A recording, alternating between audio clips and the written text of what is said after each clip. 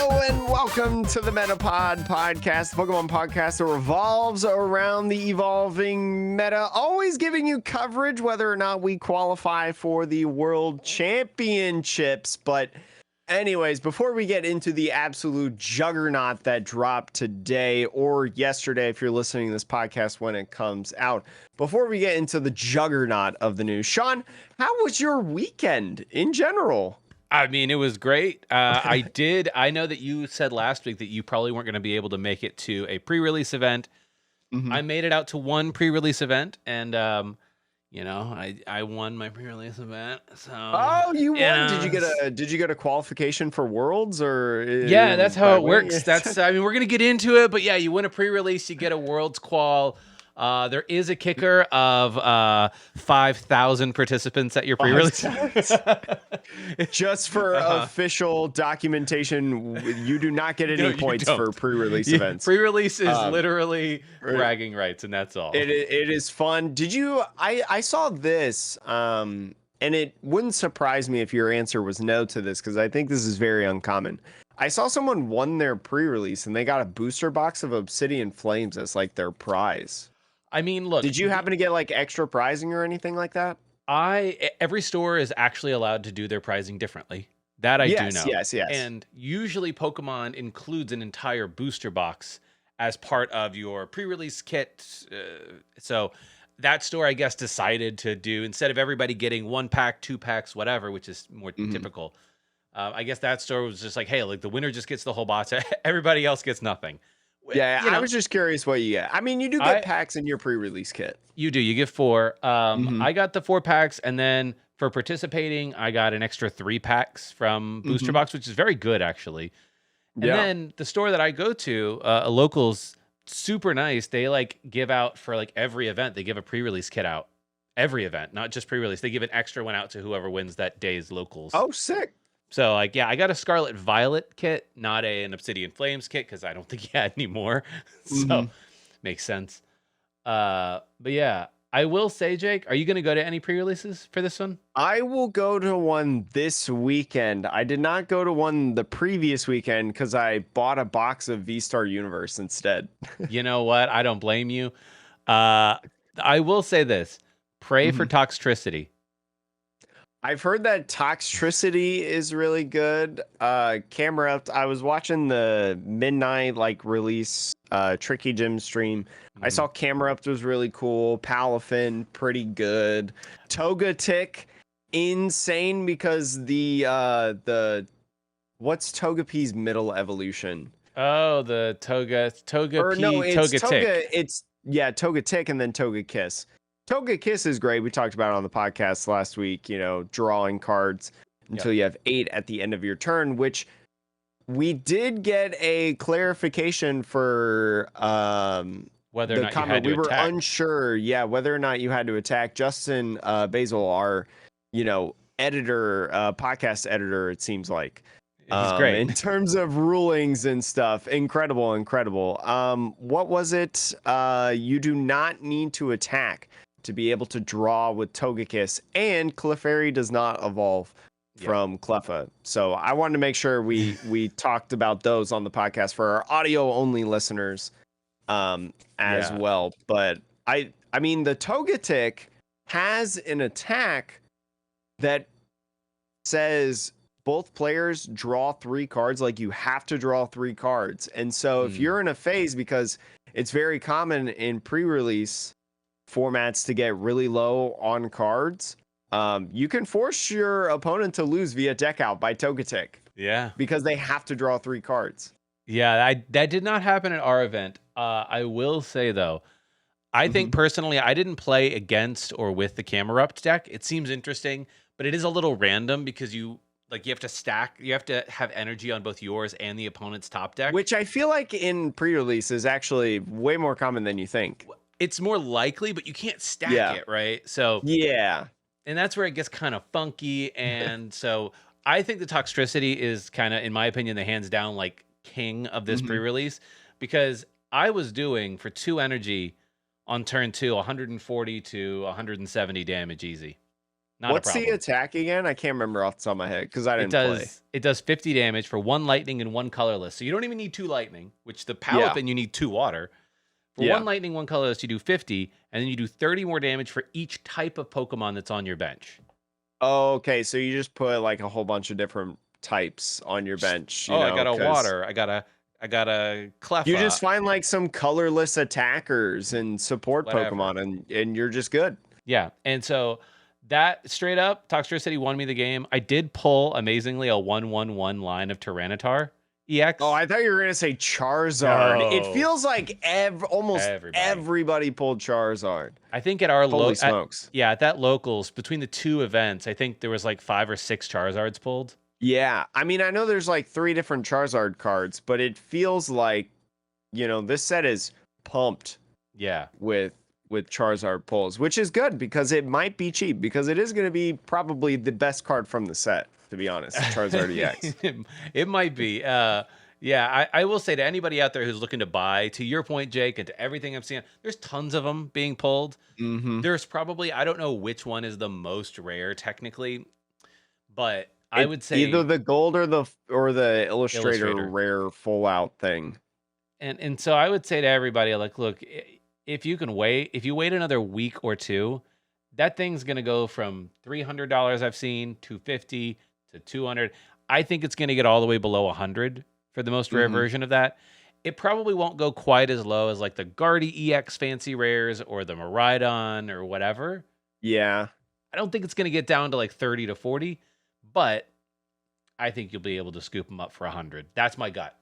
Look, all I'm saying is that minimum rarity Charizard is the best one. I think it actually goes kind of hard. So I don't know. Playing minimum rarity may be the best for you and your wallet. But I did actually pull a Charizard in V-Star Universe, Sean. Oh, snap. I pulled the, well, gosh, it's not super great, but it was cool. Yeah. I mean, it's not like super expensive or anything like that, but it was so cool to pull. That's awesome. And I got a full art supporter. So there we go. Hey. All that I needed. I just wanted to open it up, and they had it pretty cheap at the, or not. I mean, V-Star Universe is not cheap, but it was a pretty good price over at the local game shop, and I got it sealed. So I was like, yeah, why not? Why not do it? Excellent. But there was like one other thing that I wanted to mention, Sean, and I cannot remember. Oh yeah. So we got a lot of feedback. We look at your tweets whenever you tweet at us. We read the YouTube comments, things of that nature. We read the reviews that you all give. We have gotten feedback lately about, the decks online. And lately we've gotten a lot of things of people seeing the lists. And Sean and I, recording this podcast every single week, we're like, what do you mean? We show the lists on screen and things like that. But we have forgotten our roots, Sean. We've been on YouTube so long, we've forgotten our roots, that audio-only listeners cannot see the list because there is no video version. So what we've done is we have made a PokemonCard.io account.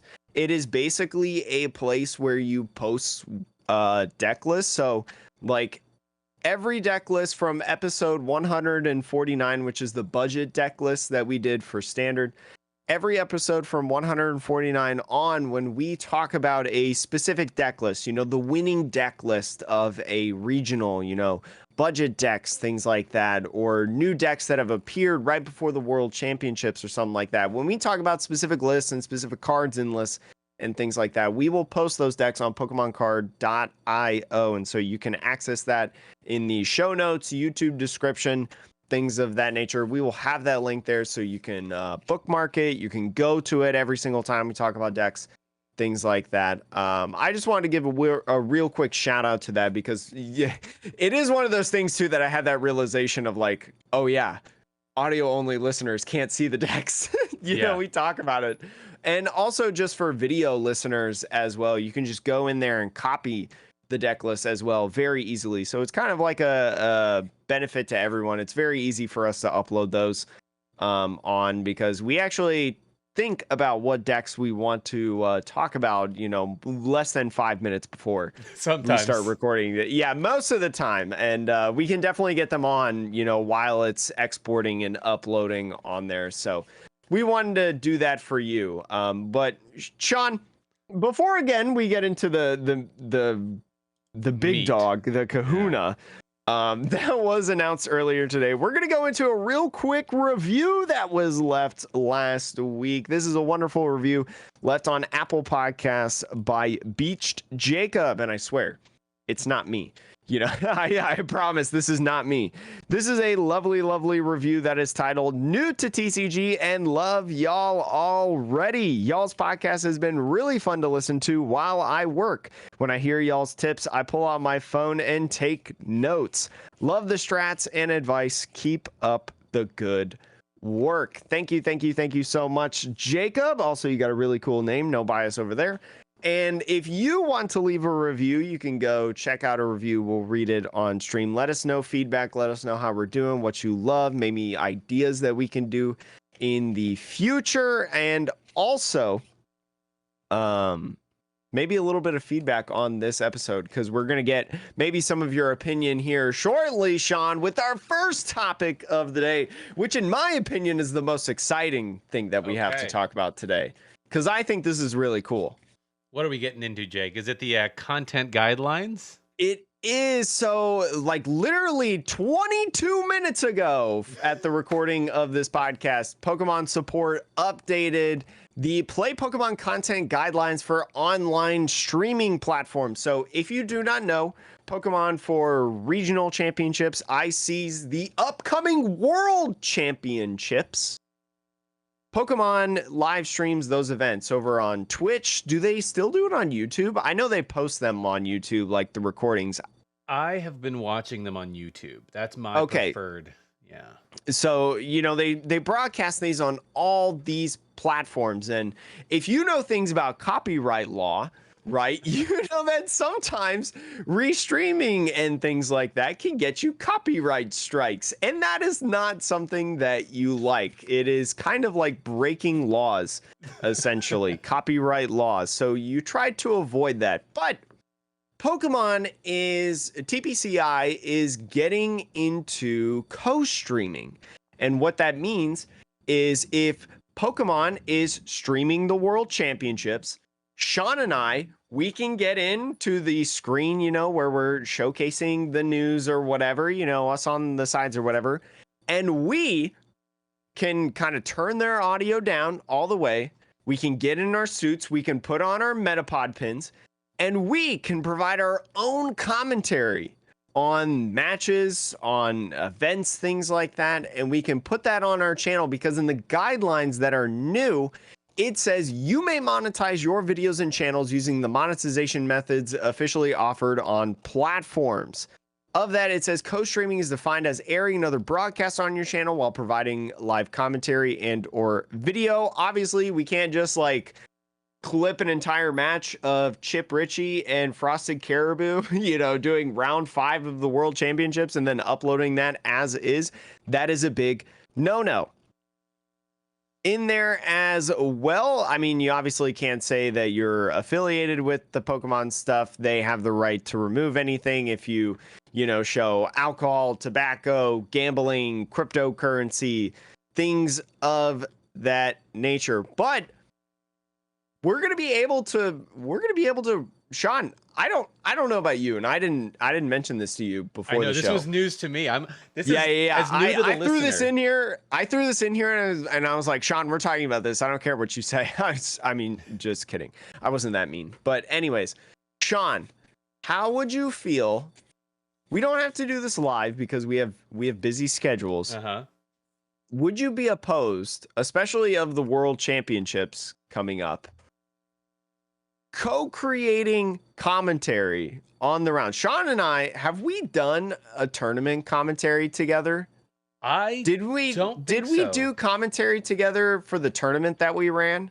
I think I ran the tournament. I can't remember. I think you couldn't make it to that tournament. Yeah, I probably had a sporting event. Yeah. But I know Sean has done commentary in the past. I have done. This is me tooting my own horn, Jake. I have done. Yeah. I'm a semi-professional commentator. I commentated the Digimon World Championships.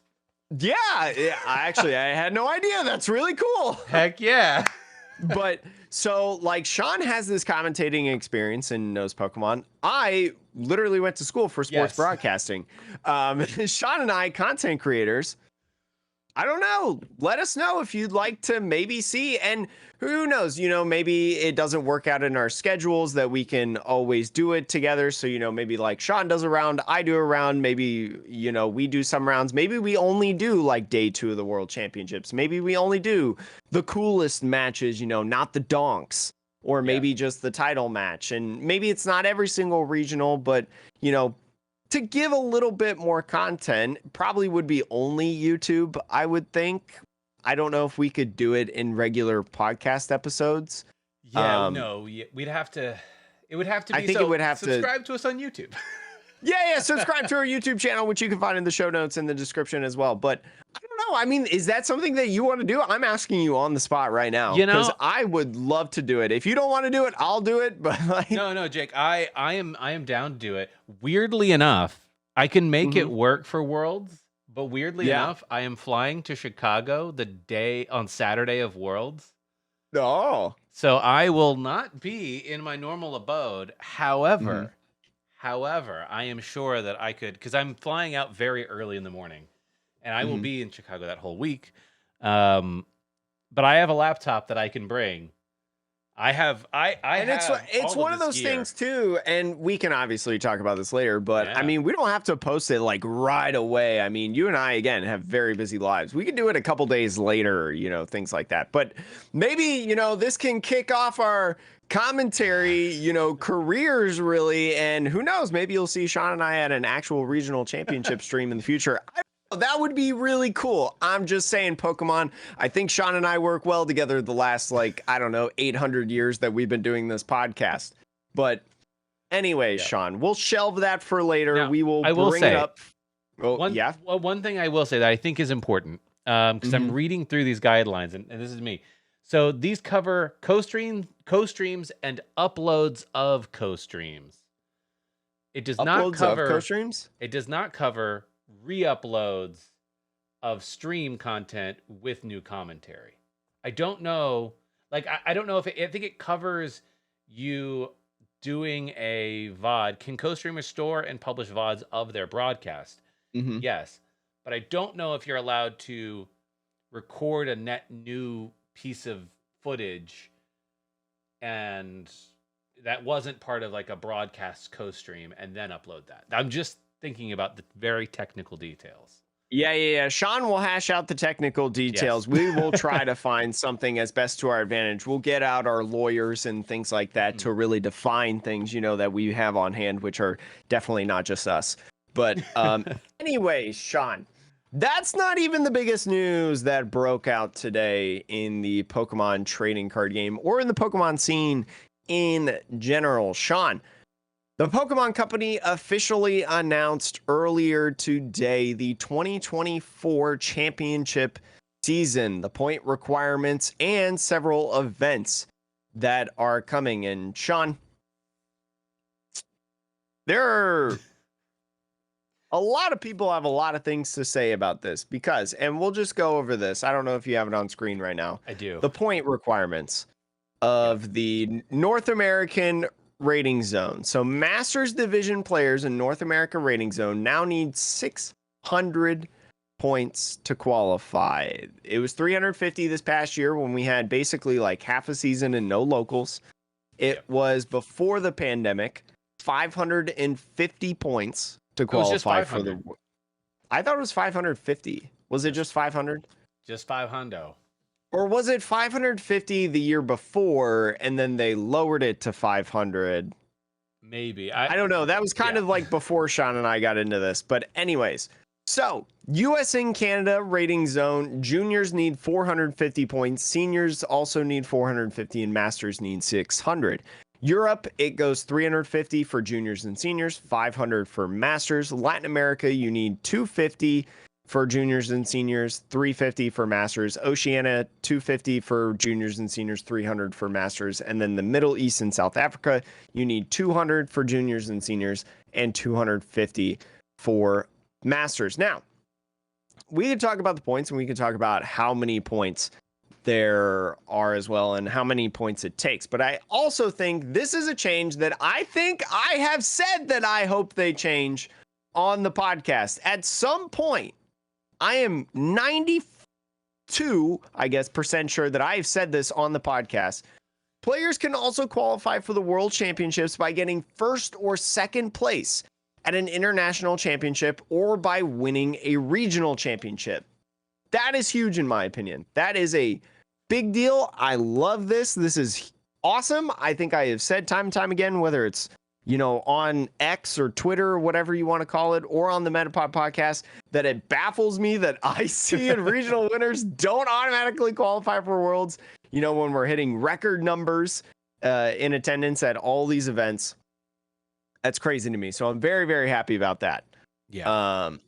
Sean, that's a big, that's a big change. We definitely have talked about that because it is wild to think that I won a 1,200 person event. I still don't have my. It is much deserved in my opinion.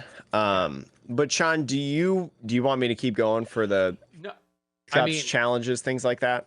I mean, I think we can stop there for a second and just talk about we mentioned like where it was in relation to the past, right? Like, I do think it's also important to point out it's gone up for everybody. Like North America went up to 600. Europe, I don't know what Europe used to be at. It might have been at 350 or 400, but now it's at 500, which is where the US used to be.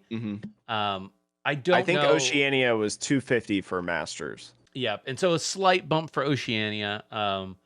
So, you look at all these points and like in isolation of the other information we're about to show, I think that it makes it harder. Obviously, it's harder, quote unquote, to now qualify for Worlds. Because previously, you could technically not go to any regionals, play in 8 cups, 8 challenges, and get a total of 520 points. And there was famously, I think in the 2019 season, there was famously one person from the US who did exactly that. He did not get any points from regionals. He won 8 cups. He won 8 challenges over the course of the year. He qualified for Worlds without attending one regional. And like, I think there's a sentiment in that still feels like, I don't know, maybe it's not right, but I still have this maybe nostalgic feeling like you should be able to, that's like the underdog, right? It's the locals kid who's pulling himself up by his bootstraps, working hard all year. And it's little Timmy winning the 3-person league challenge, every single month. Sure. Yeah. But I'm like, is there still a feeling and a sentiment to that does feel right for the Pokemon card game? But now that is not possible for a number of reasons, so I just wanted to give that context to people as to like where the 500 number sat in it, at least in my brain space, like that it was still achievable with only locals, but Jake, it wasn't easy by any means. No, certainly not. But it is definitely more difficult. So getting into the points and how you can get them. So best finish limit, say that 5 times fast. They have changed for each type of event. As Sean said earlier, 8 cups, 8 challenges, best finish limit. Used to be 8. Now it is 6 for the 2024 season. So best finish limit of 6 in league challenges. Now, if we just look at league challenges, right? Yep. Sean, you and I last week, we talked about how our local scene as of late for challenges, local league night is way exponentially higher. Correct? Yeah, a ton of people playing.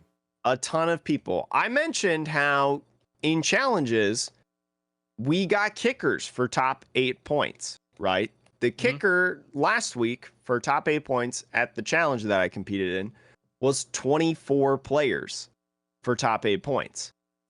Now, the kickers have lowered, at least in that specific area. And I don't have the exact numbers because I was in a meeting from like 9 to, you have the exact numbers. Yep. It's so 21. At least, what I mean is like, so yes, 21 now is the kicker for top 8 points at a challenge, which in my opinion is huge. I think that's a big deal because now more people are getting points. And I think you're going to see a theme as we keep talking about these events and more points. I don't have the numbers on hand because it's like the kicker for top 8 points is 21. The kicker for top 16 points is 48. And the kicker for top 32 at a challenge is 80 people. And so when we talk about kicker, for anyone who doesn't know, a kicker is basically a minimum amount of people to distribute points in those places. So for points 5 through 8, places 5 through 8, you have to have at least 21 people playing in the event. You know, so on and so forth. So that's what it means, essentially. More people are getting more points because we've talked about, you know, how it's more often that there is kickers. And sadly, I don't have the numbers of previous years on me right now. So I don't know if like the kicker for 9 through 16 was 50 or 60 or something. Now it's 48. Same for 17 through 32 or any of those. But I would assume that since the kicker changed in one spot, it might change in another spot in other places. So I would keep that kind of concept in mind. For League Cups, best finish limit of 6. And in here, there is kickers. So the kickers in here is slightly the same, but also slightly different. So you see in 5 through 8, if you're watching the video version of this, places 5 through 8 get 25 championship points if the kicker is 21 or 24. We don't have an official update. We have gotten information that has said what? I have the official. I have the page pulled up. Oh, you have the official? I have the official. Okay, page. So it's just not updated on PokeBeach. I just have PokeBeach right here. It is okay. 21, What is the 21? It's the exact same as challenges. The only difference between cups and challenges is that there's an additional kicker for cups of 128 people. They've added one more tier at the bottom. So, just like cups, which award, you know, way more championship points, more people are getting points out of these events, which, again, is a big deal. Sean, now we go into the regional championships and special events. 6 combined for those. I don't know very many people that are going to more than 6 events and special events if you're not within like the top 20 players or whatever. But anyways, there's also, I don't know if those kickers changed, but they've got 48. I can tell you it's 48, 80, 128, 256, 512, 1024. Those are the kickers starting at 9 through 16. Exactly. Not 5 through 8. Yeah. Sorry. Yeah. Top 16. But like for any regional, I think right now we're already hitting at basically every event that I've seen the bottom kicker, which is 1,024 participants. The only one that doesn't have that kicker is like a West Coast championship, probably. That's the least likely to be under 1,000. I think there was a West Coast event that did have over 1,000 players, but it was like just barely over 1,000. Or like Oceania will not have 1,000 players. Like several international events and SPEs and stuff. You know, the Puerto Rico SPE? Exactly. That Andrew Hedrick won. Not very many people did not have that kicker. But anyways, best finish limit. God, I can't say that sentence. At international championships, there is none. You can compete in all 4 of them. You don't. Or is there 4 of them? There's only 4 of them. Well, you know, actually, that's a really good question. There have always been 4 typically, but there is a new region now in Middle East and South Africa. So that's a very good question. There might be another internats from Middle East, South Africa, but who knows? There's also the points in there. The kicker as well, I think, is the same as the regional championships. The only difference is it has an added tier. And this, in my opinion, is also a big deal. So it used to be that just in the biggest kicker, top 512 players get championship points. Now, Sean, in the 2024 season, an IC that has a kicker of 2,046 participants, which, by the way, NAIC eclipsed, I believe. Yep. Now the top 1,000 players get championship points from that event. We'll get 50 championship points for placing in just the top 50%, basically, of players. Over 1,000 players getting points. That's a huge deal in my head, Sean, personally. Yeah. I mean, I think the big takeaway from all of this, right? Like, they've raised it Mm-hmm. to 600 points. They've lowered the best finish limits to 6 for all the mainstay events, right? And I will say, regionals didn't used to have a best finish limit. You could go to as many regionals and get points at every single one of them. I think it's good that they introduced this best finish limit for regionals, because it's a little silly. But to your point, very few people, like the kind of people who are hitting that best finish limit anyways, are like pro players who are like going to every event no matter what. Yeah, you're talking about the Tords, the Azuls, Right. you know, like John Ang, Rahul, you know, you're talking about a top level player. But the interesting thing here is, once you get outside of a cup, effectively, once you get to the regionals and the ICs, they're basically saying, hey, whatever the number of players you have, if you make the top 50%, you're going to walk away with points, which I could tell you, Jake, that's a huge difference from when I went to my regional back in 2019, my first one. I missed A2 by 1 loss, and I think I whiffed points entirely. I was like top 120 something, and I didn't get any points out of like 600 or 700 players. Milwaukee regionals had 1,112 players this past season. So not exactly half. It's a little under half, but you're talking like 45% or something like that of players are getting points at that event. And that even Fresno had 903. So unfortunately didn't have that kicker, but still very close, you know, and who knows with the new season and things like that. There's a gnat in my room and it's killing me. But I think the point here is that, like, they have not only increased the kickers, they've made it so that as many people as possible within that kicker realm, hopefully, can get points. And that's a huge deal. Like, getting the top 512 at a regional, like, it's not brain dead. It's not, you have to still like bring a deck and know how to play it, but it actually completely changes your philosophy. If you go 0-2 or even 0-3 at a regional, you could still walk away with points. Now, if the regional is big enough, you could be like, okay, well, if I win 3 or 4 games, finishing a tournament at 4-4-1, right?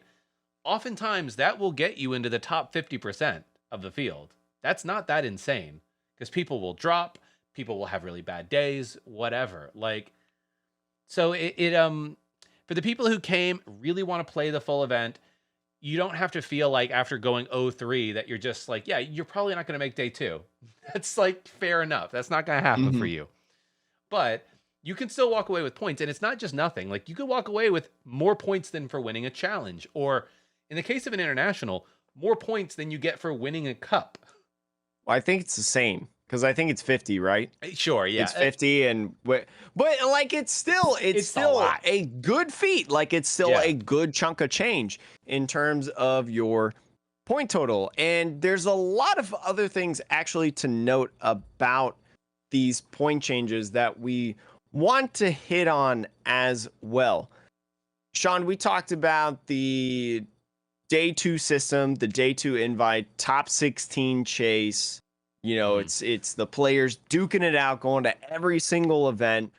The day 2 invite structure for top 16 in the regions is gone now. That is no more. So I think that's a really interesting thing that has also happened in terms of the and just like the point changes in general. Yeah, I mean, they basically made it's a 3-tier invite system. I don't know if PokeBeach has this information, but tier 1, tier 3, I should say, the lowest tier, you get your Worlds invite. Congrats, amazing. Tier 2 is you get your Worlds invite and a travel stipend, but that doesn't necessarily mean it covers everything. It's just you get a certain budget allocation. Yeah, you get a paycheck, Exactly. essentially. And then the tier 1 invite, you get a world's invite, a travel award, which I think is like they will simply cover the cost for you to maybe get there. I don't know the details, but rather than a Sean fixed and I have budget, never gone it. yeah, we ain't gonna get this We've travel never world. gotten it before, so we Yeah. have no idea, to be honest. Tweet it Azul, he'll tell you. And then you do get a round 1 buy. You get a single buy in round 1 as opposed to like automatic day 2 or something, which, you know, to your point, I actually think this is a little bit more, I don't know, fair is a strange word, but like a travel award is useful if you play Pokemon a lot because from a monetary perspective, you know, it's not cheap. However, I think the day 1 getting to day 2 automatically, that is actually a huge, because you get to dodge, like a lot of people that do it, they get to dodge the field of all the people who made an invite but might be bringing pretty wild decks. You get a whole day to see what people are playing effectively and then change your adjust. deck the night before, you know? Yeah, it's a competitive, like, it's a real competitive advantage, and I'm glad they took that away because that, if you really think about it, it feels very weird, you know? And also, I mean, round 1 buy is not that advantageous as someone who, like, I don't know, works in sports. I mean, yeah, round 1 buy is cool. You get to sleep in like another 30 minutes or something of the sort or whatever, right? You get to have a snack in the morning. You get to eat. You get to go to the bathroom and not have to rush. Yeah. But You and get who to knows? skip Maybe the Starbucks round line. yeah, maybe round 1 is all you, maybe round 1 is all you need to like dodge a lot of the wacky, funky, weird stuff. Who knows? Yeah. So, But I think Pokemon in this response, you know, I've mentioned this earlier in the podcast. We talked about this last week. The game is getting bigger. You know, we've said time and time again, you know, this past year how like these regionals, these events are hitting record-setting numbers, right? It's not just the same base that we had in 2019. There are so many more people that are joining the game. There are so many more people that are playing the game. And I think a lot of this has responses to that. And I agree. I wasn't a huge fan of the top 16 system.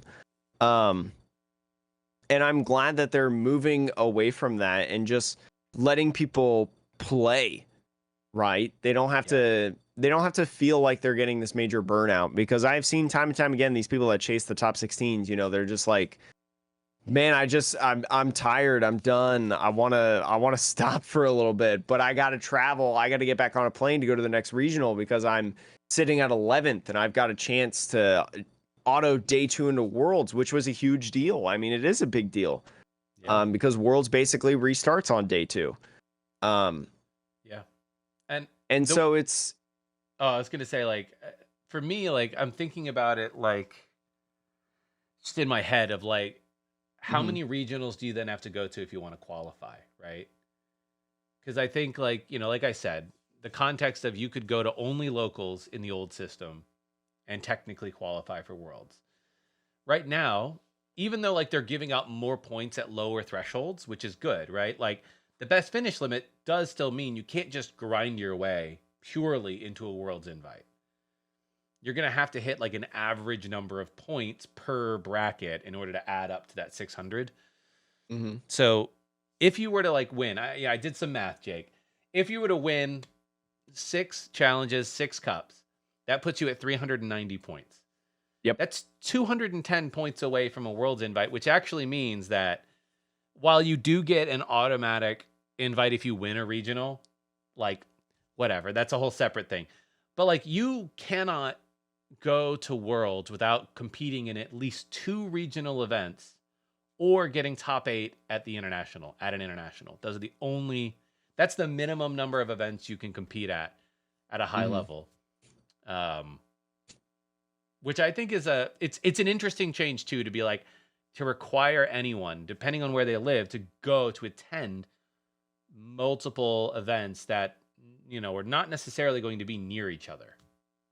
So I will say also, I think I have an interesting, or maybe not interesting is the right word. I have a different perspective because of working in the world of sport, right? I am constantly around high level competition, and I am constantly around equivalent to world championships with NCAA championships and things like that. I have no issues whatsoever with the 600 point structure. I feel like with a growing game, right, that we've talked about, I feel like you naturally have to make it harder to get on the world stage. I feel like this is also a response, Pokemon responding to saying, okay, our game is growing, our game is getting more and more popular. I think this is also a response of like, hey, there's a lot of people that qualified for Worlds. And it's not a bad thing that you qualified for Worlds, right? Yeah. But I think for the World Championships, in my mind, if you think about it in swimming, let's say, for example, and this is not a one-to-one equivalent, right? There are many differences in the two, but just for simplicity, let's just go swimming. To qualify for the World Championships in the 200 fly, Sean, do you know how you have to do it? For the world, To qualify for the World Championships for USA, do you know how to qualify for the World Championships in swimming in an event? I will make a guess, an educated guess. I think that my guess is you have to win a local level event to qualify, or do well enough at a local level event to qualify for, we briefly talked about divisionals, right? Mm-hmm. And then you have to do well at a divisionals to qualify for probably something like a regionals level event. Mm-hmm. And then you qualify for your country.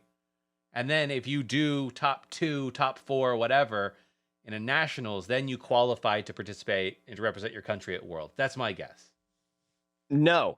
Okay. You can win. You can win a divisional. You can win a state. You can win a regional. You can win a national.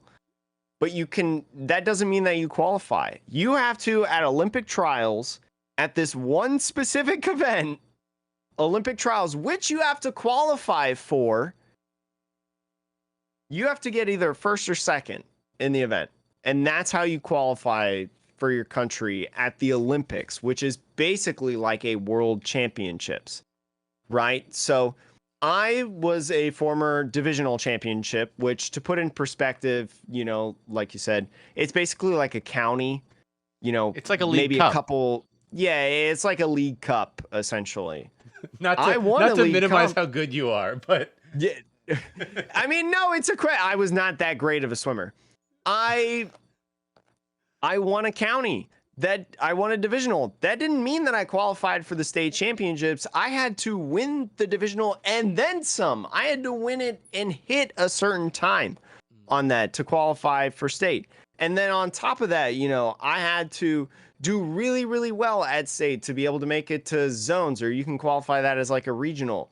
And then on top of that, you have to go even higher, to qualify for the Phillips 66 Nationals. So like, I never touched the Olympic trials. I never touched a chance to play. And you know what? I'm all right with that. Our volleyball team, I work at a college for anyone who doesn't know. I work in college athletics. We had a team that went 17-9, right? Pretty good record, right? Mm-hmm.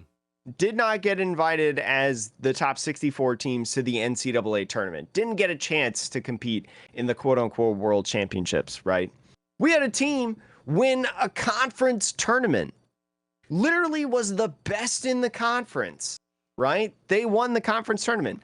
Didn't get invited to the NCAA championships because they were playing in an area or a conference that was not strong, right? They were playing against the little Timmies out there, running up with their theme decks, right? Essentially.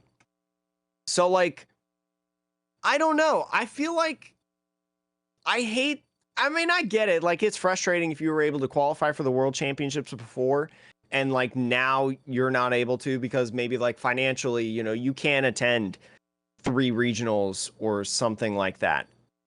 And I just feel like, I don't know. This is just my opinion, and I feel like I can get a little bit of flack for this, but just be better. Get good. Right? Like, I'm serious. I'm dead serious. Like, okay, you did this math, and you're like, okay, you have to top 256, 180 regionals, or you have to top 152 in IC. What if instead of top 512 in IC, you just grinded harder, you did a lot more development in your matchups, you got a better testing group, and instead you got top 128 at an IC, and maybe you got top 64 at a regional, right? I don't know what the point number is, but it's got to be better, right? You got to get just as many points or something along those lines. Don't get me wrong, it's not bad, right? Like, if you get top 64 at a regional, it's 50 points. So and like in any sport, right? In any sport, you have to pay money to go to places. You know, I had to pay money to go to the state championships or whatever. I had to pay money to go to Phillips 66 Nationals. You know, I'm sure people even had to pay to go to some insanely high caliber meets. So, I mean, that's just where I feel like sports is when it grows. Like, this means that the game is growing. This is huge. This is great news, in my opinion, because that means that the game is bigger. That means that more investment's going to go into the game. That means that maybe, for the love of God, they'll actually input more resources in Pokemon TCG Live and actually make it not excruciating to play, right? Maybe they'll give out more prizing, more events, and who knows, maybe they'll add points through like the team challenge, right? I don't know if they'll ever bring that back, but like, what? I did some math just as you were talking, because I wanted to actually know, right? Like, I'm glad that you did this math, because I was not going to. I'm bad at it. You go all out. You get 390 points from your locals, the max number of points you can get. You still need 210 to qualify. Yes. Roughly the minimum you can do is you need to basically day 2 all 6 regionals. That's the minimum. That's the minimum? It's the minimum, Jake. Because that's 180 points, right? 240 points if you get. That's 240 points. Because my guess is that it's top 128. Top 128 for these really big events usually is around where I think you can day 2 off 256, right? Maybe, but I mean, regardless, like, if the answer is you have to day 2 every single event you go to, that's a lot. That is a lot. Now that I think about it, and I'm like, that's not including IC. So, like, don't get me wrong. If you get top 128 at an IC, that's more than 2 day 2s. Top 128 at one IC is the equivalent of like 2 top 64s at a regional. So like the ICs give out a ton of points. That I think is like, you know, you may have to like get like 2 or 3, maybe 4 day 2s at a regionals, and then go to 2 international championships in order to qualify now. Now, to your point, I don't think this takes away from your argument that like, hey, maybe this shift is reflective of like them wanting to make an invitation to Worlds more exclusive and more serious. Like, yeah. And not to compare it, because Pokemon is not another card game or whatever, but Magic the Gathering, for anyone who doesn't know, 16 people is all that qualify for the World Championships, right? Yeah. So it just, in my opinion, the top level of competitive events are extremely exclusive. I think anywhere you go that's competitive, right? And I think especially the most known are super competitive, right? Yeah. And I think, you know, not every football team makes the playoffs, Sean.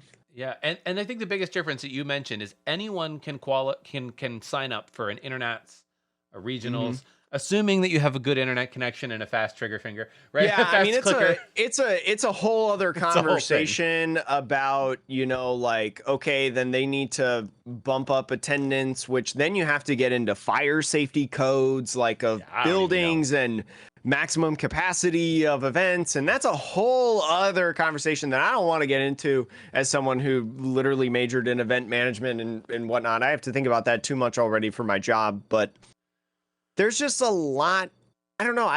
Overall, I feel like the World Championships are an exclusive event that only the top people compete in. And if you are mad that it's harder for you to qualify, it sucks, but get good. Just get better. Like, I don't know. I just don't. Maybe that's my sports perspective, and Pokemon is not equivalent to that, right? And there are differences to it, but it's like, I don't know, man. It's just, I have no problems with this. Now, I do think that ICs are a little bit broken in some aspects and need to be reformatted, and there's definitely some issues in the structure itself, but I think this is a great step in the right direction.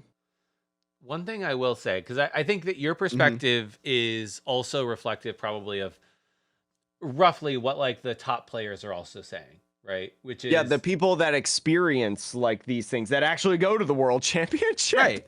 And so like, on X or whatever, a lot of people are saying that like the top players are like, hey, this is in line with the fact that the game is growing.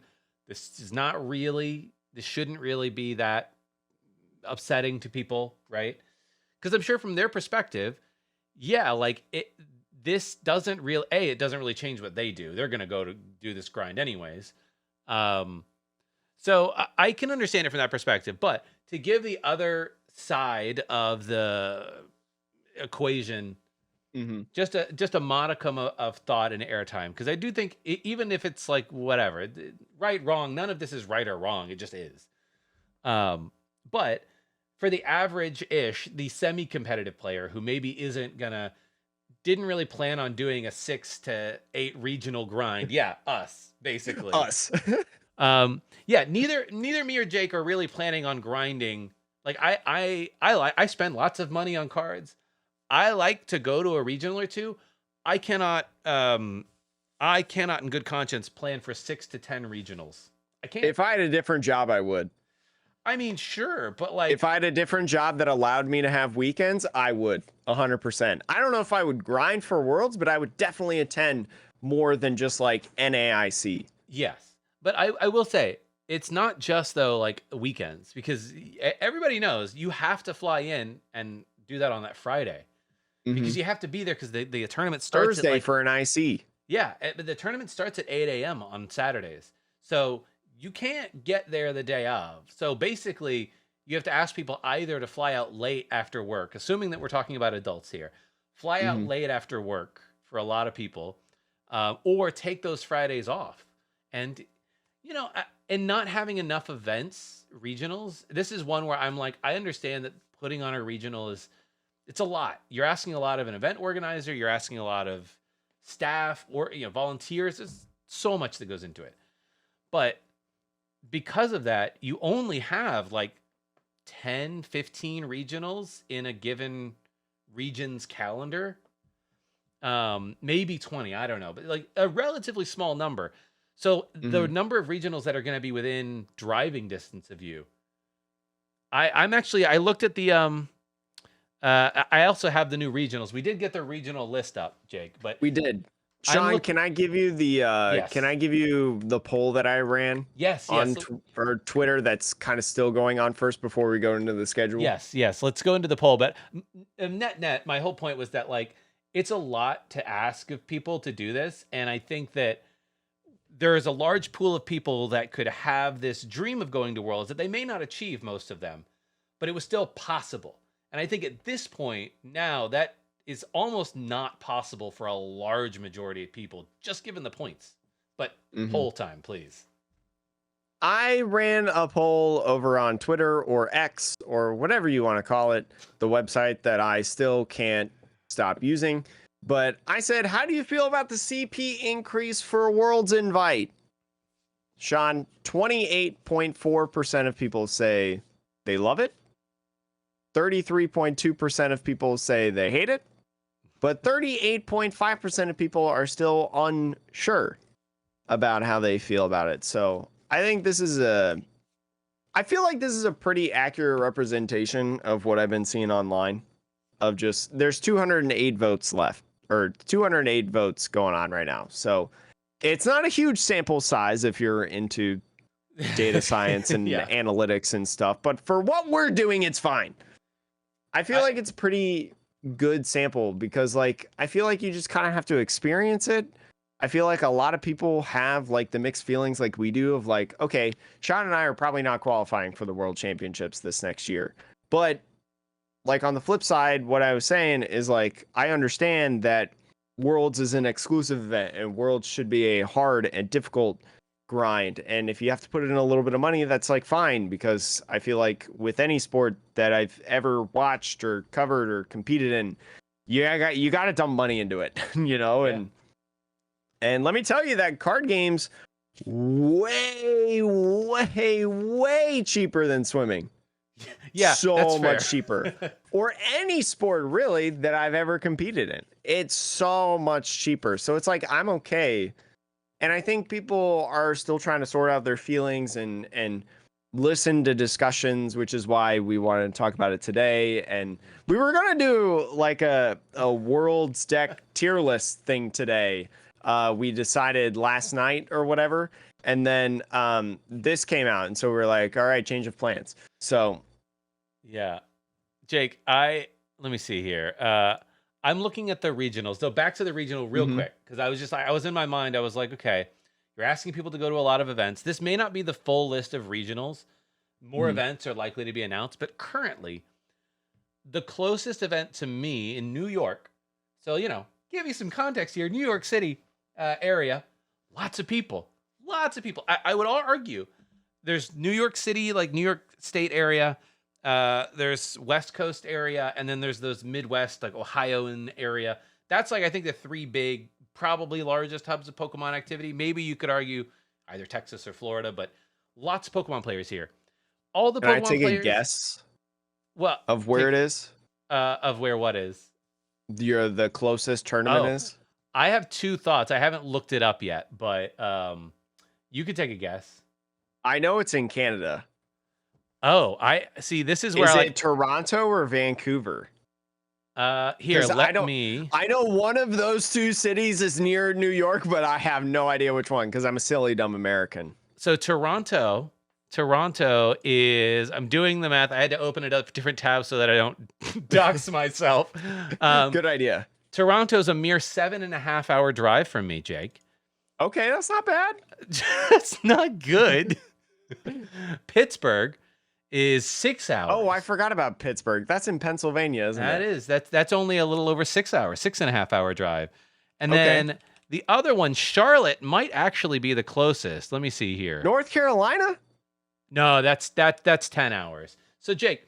What about Vancouver? Vancouver's on the other side of the country. Oh, that's the one. That's the one by Washington. Okay, yeah. Cool. Anyways, moving on. But like, yeah, I would argue there's a lot of Pokemon players between Philly and Boston. A huge number of Pokemon players. And the closest event for all of them is between 5 and 8 hour drive. That's the closest event currently. Now, there may be more events, but like you announce all of this, then you say you got to go to regionals if you want to qualify. And then the list of regionals we have basically says, hey, hope you like getting on a plane every time you want to go to a regional. That's insane. That is insane to ask of not even like that's insane to ask of a competitive player to say, hey, I'm going to need you to spend between $15,000 and $50,000 to qualify for Worlds. I think there's a lot that goes into this, and we'll go over each one by one just so audio listeners especially can, hear it and maybe take note of some of the dates. But one thing that you'll find is Pokemon events are very Midwest in there. You have NAIC in Columbus. There's an Indianapolis regional. Knoxville, Tennessee. Pittsburgh is very close. Knoxville, Tennessee, right there. Charlotte, North Carolina, you mentioned earlier, Peoria is a pretty good distance away. Yeah, Peoria, Illinois is in there. And I think Pokemon's always been super centralized in there. And I think one of the things is, they made all these changes and they've made all these different things. And you mentioned how, it's kind of baffling that this feels like it didn't change. And how there's nothing for what is considered one of the most populated in a population density map, one of the top places in the country. And I feel like a lot of this has to do with like venue contracts. So like Yeah. I have a pretty good feeling that because of the changes that they've made to like the CP system and the best finish limit and things like that, I think that is going to that can change now.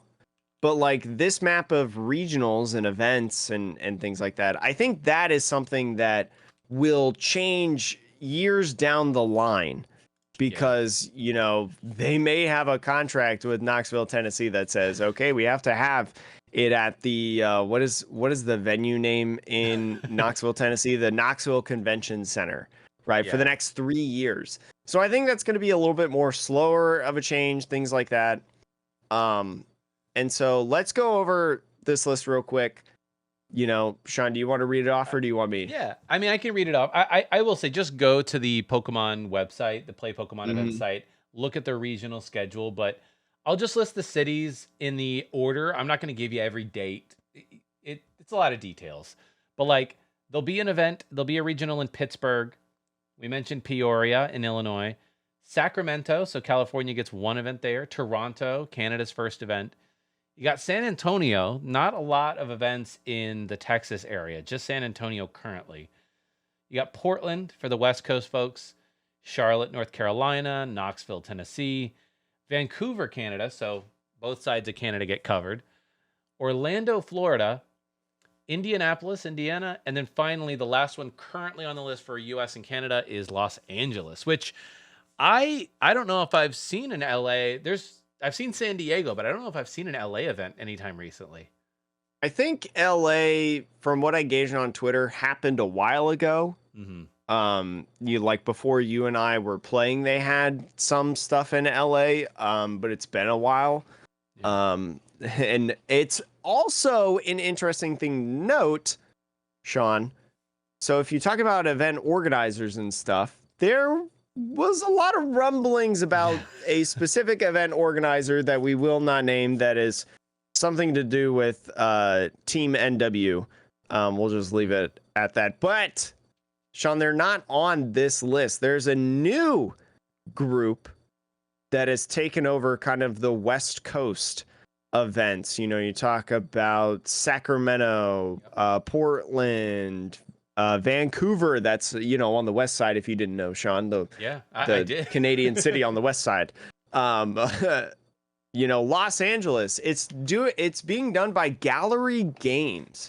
So I think Pokemon again heard a lot of feedback from the community, and they decided to hire a new group because I did not hear a lot of good things about the old organizers. So again, another positive change in my opinion. Also in the regional championship schedule for Europe, there's Lille, France, Nash, There's one in Poland. There's one in Poland, Stuttgart, Germany, Liverpool in the UK, and Dortmund, Germany. There's also in Latin America, Curitiba, Brazil. I don't know if that's pronounced correctly. And there's nothing yet for Oceania. And that doesn't even count, you know, international championships that are going to be in each region that we've mentioned earlier, you know, SPEs as well. So a lot of events. I cannot commit to any of these as of right now, just because of my job, but who knows, maybe in the future I'll be able to go to one, or I think I may have a pretty good shot of going to Indianapolis actually, because it's like the first week of May. Mm-hmm. And so that's like graduation time. So I maybe can't commit, but maybe. And then NAIC as well. And what's the last one? The last one's Los Angeles right after Indianapolis. Yeah, it's LA. That's in like late May. Yep. I might be able to do that one too. I don't know. I am not opposed to flying out to LA for the Pokemon tournament once my job, the crazy ends and I can just relax a little bit. I am not opposed to that. Jake, before we sign off, there's one event that I do think that the people of the Pokemon world, this is me putting an opinion out there. A strong opinion, but I am very surprised that the Pokemon Company is continuing to do regionals in Florida. Yeah, that. Yeah, and for those of you who may be wondering why, it's because Florida has laws on the books now about the bathroom use of people and their genders, effectively saying that transgender people can't use the bathroom that correlates to their gender. They instead are supposed to, or being forced, whatever, to use the bathroom that of the gender they were assigned at birth. I mean, so look, Jake, I'm taking it. This is an opinion, I know, but like, yeah, I think that's wild. I think we've been openly outspoken for trans rights in the past. I think that's completely absurd. Totally fair. Yeah. I mentioned earlier, and I want to go back to this a little bit about venue contracts. I don't know. I mean, Pokemon had the whole situation with Makani Tran about pronouns, and they had to release, like apology statements and things like that, and things about that. And they talk about inclusivity and stuff.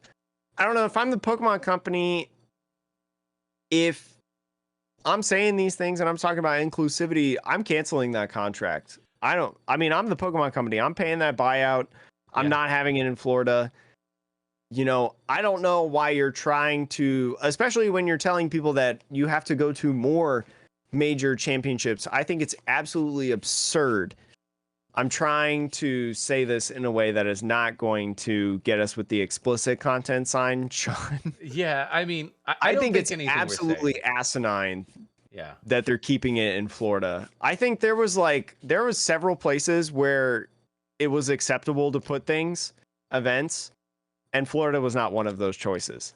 No, and look, that's not to say look, all the Pokemon players in Florida, all the people that love the game and disagree vehemently with the laws in Florida, I understand that this not having events there, businesses pulling out, all of that sucks for the people who are living there. On top of, especially because driving through Florida, especially if you live at the very bottom, is insane. We talked about the struggles of New York to Pittsburgh. Yeah, man, Florida's got a whole other thing. But anyways, so I would say I think it's totally viable if you want to put in support tickets to Pokemon voicing this issue, because it's not just, I really don't think that at this point, it's not just I don't like the governor.